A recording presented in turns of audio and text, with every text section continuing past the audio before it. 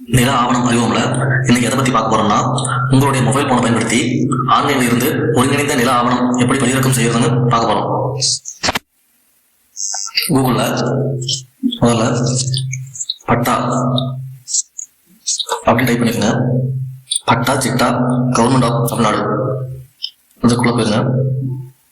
இதுல ஒருங்கிணைந்த நில ஆவணம் அப்படின்னு இருக்கும், அதை கிளிக் பண்ணிக்கங்க. அதுல உங்களுடைய சொந்த மாவட்டம், உங்களுடைய தாலுகா அதாவது வட்டம், அது எந்த உங்களுடைய தாலுகா என்ன இருக்குதோ அதை வந்து நீங்க கிளிக் பண்ணிருக்கோம். நான் வந்து ஓங்கூர் தாலுகான்றதுனால ஓங்கூர் கிளிக் பண்றேன். கிராமம் வந்து உங்களுடைய கிராம பஞ்சாயத்து என்னவோ, அதாவது எந்த பகுதி நீங்க உட்பட்ட பகுதியில் இருக்கிறீங்களோ அந்த பகுதியை நீங்க வந்து கிளிக் பண்ணுங்க.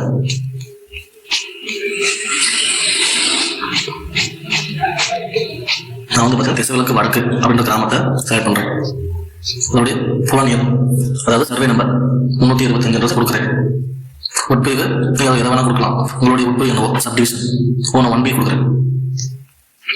மொபைல் நம்பர் நீங்க யூஸ் பண்ணிட்டு இருக்க மொபைல் நம்பரே இப்போ கரண்ட்ல யூஸ் பண்ணிட்டு இருக்கீங்களா அந்த மொபைல் நம்பரே கொடுக்கலாம். அந்த ஓடிபி பார்த்தீங்கன்னா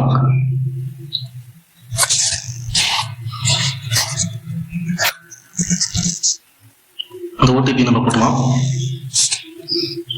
இந்த மாதிரி ஒரு பேஜ் வரும். இதை சமர்ப்பிக்கும் அப்படின்னு கொடுத்துட்டு சமர்ப்பி அப்படின்றது கொடுத்தீங்கன்னா இந்த மாதிரி உங்களுடைய வந்து ஆவணம் இந்த மாதிரி வந்துடும். உங்களுடைய சிட்டா, உங்களுடைய பட்டா, உங்களுடைய புல வரைபடம் எல்லாமே வந்து இதுலயே வந்துடும். இதை வந்து நீங்க அப்படியே பதிவிறக்கம் பண்ணிக்கலாம்.